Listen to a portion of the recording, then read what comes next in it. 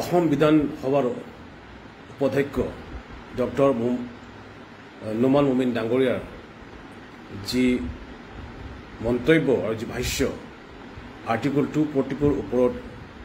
যি তেওঁৰ মন্তব্য দিয়া হৈছিলে এইটো অতি আমি অন্তত দুখ পাইছোঁ আৰু গৰিহণাযোগ্য কাৰণ যেতিয়া মেঘালয়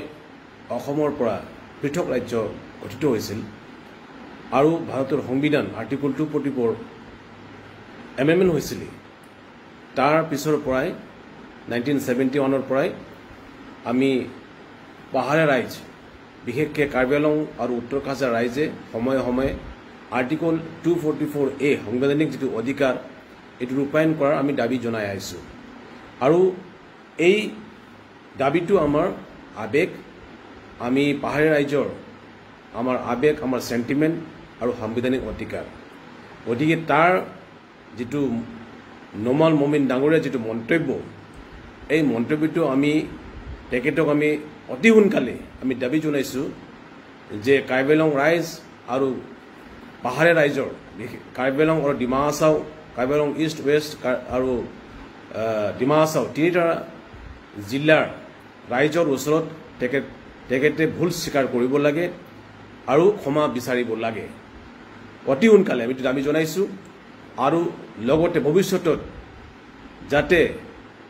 এই 244 আৰ্টিকলৰ এৰ ওপৰত কোনো এনেকুৱা নেগেটিভ মন্তব্য যাতে নকৰে তাৰ কাৰণে আমি হকাই দিছোঁ আৰু যি দাবী আমাৰ সাংবিধানিক দাবীটো সাংবিধানিক অধিকাৰটো অকল হেৰি নহয় বিজেপিৰ নেতৃত্বই আমাক প্ৰতিশ্ৰুতি দিয়া নাই মুখ্যমন্ত্ৰী ডাঙৰীয়া ডক্টৰ হিমন্ত বিশ্ব শৰ্মা ডাঙৰীয়া আৰু কাৰ্বি আংলং কাউন্সিলৰ মুখ্য কাৰ্যবাহী সদস্য তুলিৰাম ডাঙৰীয়া মাজে মাজে প্ৰতিশ্ৰুতি দি আহিছে যে আৰ্টিকল 244A টো ৰূপায়ণ কৰা হ'ব আৰু প্ৰত্যেক ইলেকশ্যনত বিজেপিৰ নেতা আমাৰ ৰাইজক প্ৰতিশ্ৰুতি দিছে যেটো সাংবিধানিক অধিকাৰ আৰ্টিকল 244A এটো আমাক দিয়া হ'ব বুলি তাৰ উপৰিও এই এনেকুৱা ধৰণৰ যি নোমান মমিন ডাঙৰীয়া যি মন্তব্য দিছে মই ভাবো যে তেখেত আসলতে আমাৰ যি পাহাৰীয়া জিলাৰ 6 এৰিয়াৰ থাকিবলৈ নিবিচাৰে যেন লাগি আছে আমি গতিকে তেওঁ যদি মই অনুৰোধ জনাইছোঁ যে তেওঁ যদি আৰ্টিকল 244 কৈ যদি বেছি পাৱাৰ পাই গৈছে তেনে তাতো সাফিচিয়েন্ট হৈ গৈছে তেওঁ আৰু